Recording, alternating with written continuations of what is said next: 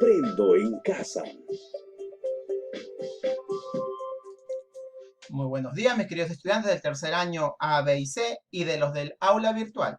Tengan ustedes muy buenos días. Estamos aquí en una semana más de Haciendo Historia con mi profesor Juan, esperando pues que todos se encuentren bien de salud, en unión familiar y sobre todo respetando todas las normas que nos brinda el presidente de la República para cuidarnos. Recuerden, al cuidarnos nosotros, cuidamos a todos los demás. Así es que ya saben, a lavarse las manos constantemente, desinfectar la zona donde nos encontramos, donde estamos trabajando y sobre todo, si no hay necesidad, no salgan. Por favor, cuídense bastante. Es un consejo de su gran maestro.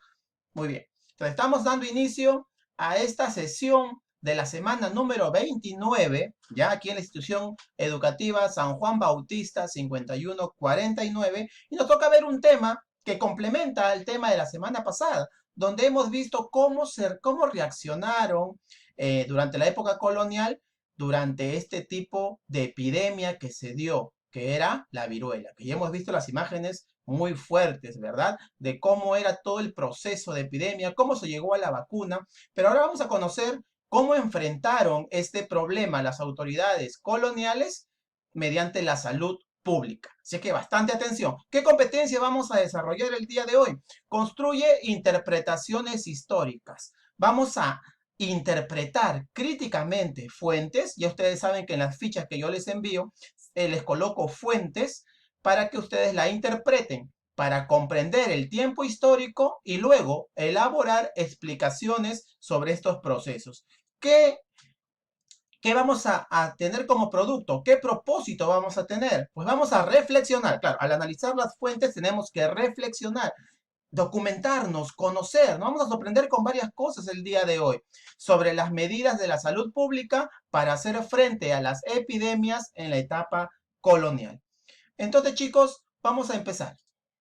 Les pongo la primera imagen. Mira, la iglesia, muchas veces ustedes han ido a esta iglesia.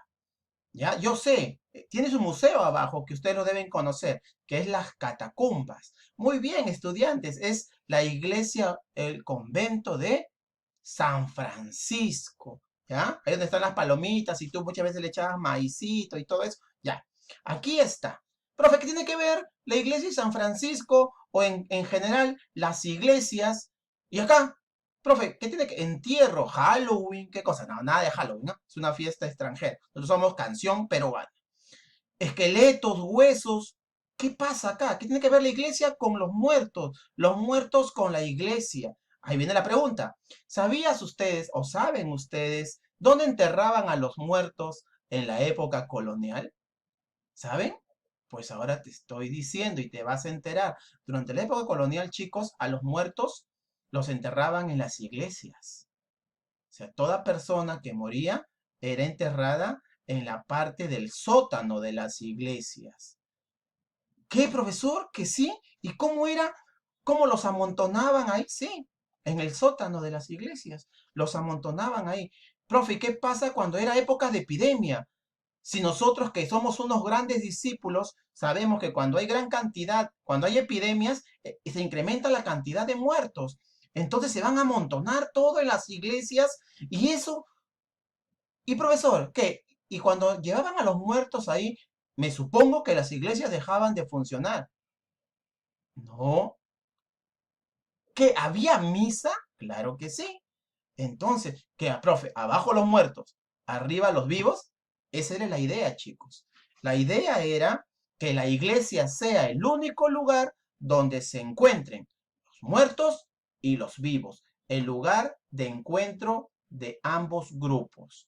Y qué mejor pensaban en esa época, recuerda la religión católica, que tu cuerpo del difunto esté cuidado por la iglesia. Pero ustedes saben que ese es en la época colonial, pero también en la época colonial va a surgir un pensamiento. En el siglo XVIII, en el siglo XVII, surge un pensamiento que es la ilustración, que ya lo hemos visto, que ya lo hemos estudiado, que es la razón de que deben ilustrarse la enciclopedia, ¿te acuerdas? Diderot, D'Alembert, la imprenta, los grandes inventos. donde la iglesia comienza a perder cierto poder. Y la gente que dirige a un país, dicen ellos, deben ser las personas más inteligentes. Y ellos van a decir, esta costumbre de colocar o de enterrar a los muertos en el sótano de las iglesias no es higiénico. Y más cuando hay epidemia, pero cuando hay epidemia, ¿qué tienes que hacer? Sacar a los que ya están enterrados, sacarlos, colocarlos en el osario, es donde están ya huesos, y colocar a otros muertos ahí. Y cuando la gente va a la misa, estas emanaciones pestilentes, decían ellos, era lo que va a enfermar a las personas. Entonces, por salud pública, esto ya no debe de seguir, dijeron los ilustrados. Entonces los ilustrados dijeron, es una costumbre no higiénica colocar a los muertos, enterrar a los muertos en las iglesias, porque sus olores pestilentes que provenían de los cadáveres eran causantes de contagios, por lo tanto se expandían más las enfermedades y las epidemias. Es por eso que por ordenanza, por decreto real en 1789, y también en 1803 y 1804, porque el rey mandaba sus decretos reales para que ya no se siga haciendo esto, pero las personas, porque tenían bien metidas sus creencias de que más cerca a Dios era estar en la iglesia, y aseguraba tu paso hacia el cielo si tú eras enterrado en la iglesia. Esas creencias poco a poco, estos pensamientos eran muy difíciles de cambiar, por eso que el rey tuvo que hacer varios decretos, porque lo dio el primer decreto en 1789 y no hicieron caso. Luego hicieron el decreto de 1803 y 1804, donde recién, y siéntete orgulloso, se va a construir el primer cementerio a nivel de América. El primer cementerio civil en América se creó aquí en el Perú. ¿Y cómo se conoce? ¿Cómo se llama? El presbítero maestro. ¿Y por qué se llama presbítero maestro? Porque el arquitecto que realizó este cementerio se llamaba Matías Maestro. Es por eso que en honor a él, el virrey que estaba gobernando en esa época, el virrey Fernando de Abascal, manda a que se construya el presbítero maestro, el primer cementerio. ¿Dónde queda, profesor? En Barrios Altos, ¿ya? En Barrios Altos.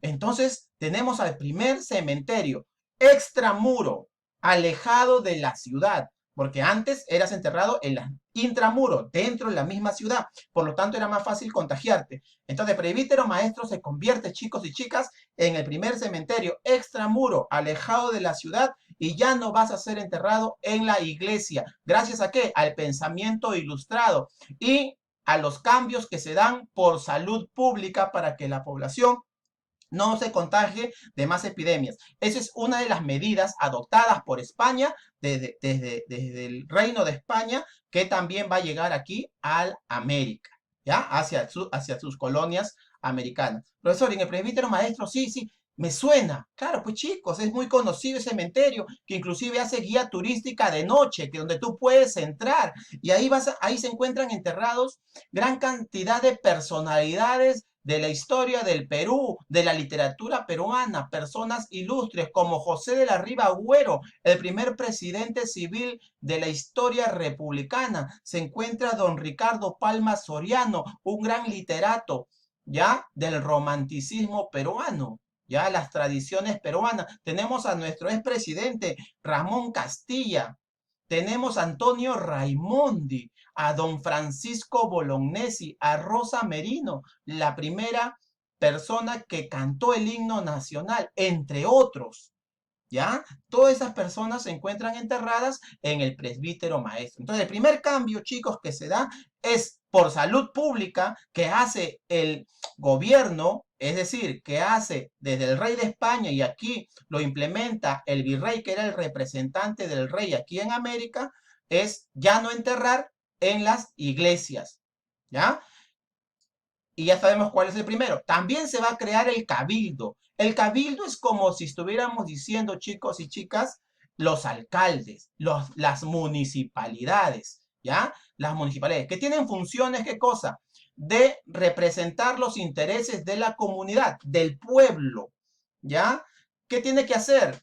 Mantener los servicios públicos, como por ejemplo el aseo. ¿Quién limpia tu distrito. ¿Quién se tiene que encargar de eso? El municipio. ¿Y quién dirige el municipio? El alcalde. ¿Ves? Eso es el cabildo. Entonces, comienzan a crearse instituciones para cuidar la salud pública y evitar la expansión de epidemias, que recuerda bien en la clase pasada que por acumulación de basura, porque el agua se empoza, por no limpiar las casas, por no limpiar las avenidas, por no mejorar la salud, los hospitales, que también se encarga el alcalde mediante el cabildo, se contagiaban muchas personas. Entonces, las autoridades se dieron cuenta que tenía que existir una autoridad, que era el alcalde y el cabildo, que se iba a encargar de darle agua potable, velar por la limpieza, construir calles y plazas, controlar los productos que se venden en los mercados.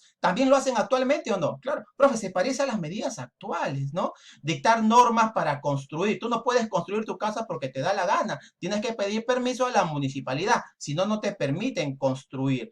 El cabildo abierto era como una reunión de todos los vecinos para tocar algún tema en común y ahí votaban. El cabildo cerrado es cuando se reunían solamente los funcionarios administrativos. Entonces, se deja de enterrar a las personas en las iglesias, primera medida. Otra medida, se crean los cabildos con los alcaldes y los municipios que van a cuidar por la salud pública, por la higiene, ya, por la limpieza, porque los mercados estén bien y que solamente estén 2 veces a la semana los mercados en los barrios. 2 veces a la semana, para evitar, ¿qué cosa? Aglomeraciones. Muy parecido a lo que estamos viviendo actualmente, chicos. Y también había un tribunal del Real Protomedicato. Eran los supervisores, eran las personas que supervisaban a los médicos, a los cirujanos y a los farmacéuticos, de que hagan una buena función, ¿ya? De que hagan un buen trabajo. Es como ahorita, ¿no? A los médicos también hay una institución que se encarga, el Ministerio de Salud también lo supervisa, ¿ya? ¿Qué hace? Ver que hagan un buen trabajo, para lo cual también les tienen que brindar las herramientas necesarias. Fue creado en España en el siglo XV, en el siglo XVI llega aquí a las colonias. Su función era también brindar enseñanza a los médicos, eran docentes también, pero de medicina. ¿Ya? Entonces, ellos se encargaban de supervisar que los del sector salud, ¿ya? Realicen un buen trabajo. ¿Cómo se llamaba eso? El Tribunal de Real Protomedicato. Muy bien, chicos, también existieron normas, ¿ya? Normas coloniales, que lo va a hacer el otro virrey, el virrey Francisco de Toledo, ya que debemos tener cuidado de la ubicación de los mercados, ¿ya? De que no deben estar mucho tiempo los mercados en las calles porque son focos de contagio, de que los alcaldes deben cuidar obligatoriamente que las calles y las casas estén limpias, ¿ya? Entonces, chicos, ven, todo esto se va a tener que mejorar debido a las epidemias que se pasaban en esa época.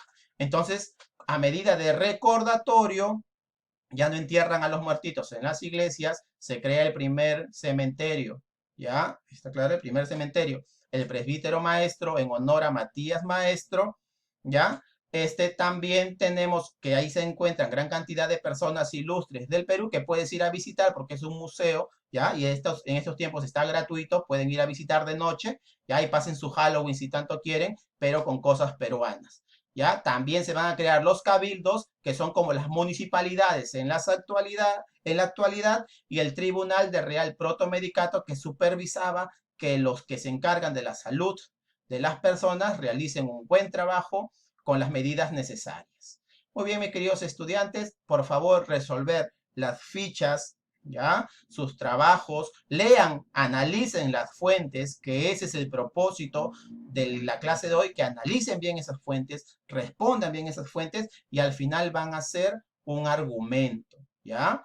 Van a crear, van a redactar y para esa redacción tienen que fundamentar todas sus ideas. Sin más, chicos, me despido, cuídense bastante. A los padres de familia, por favor, ya nos falta poco, este es el tercer trimestre. Si por A o B te has descuidado en el primero y en el segundo, esta es tu revancha, que este tercer trimestre es el más importante para poder estar tranquilos el próximo año. Cuídense, chicos, se despide su gran maestro. Hasta la próxima.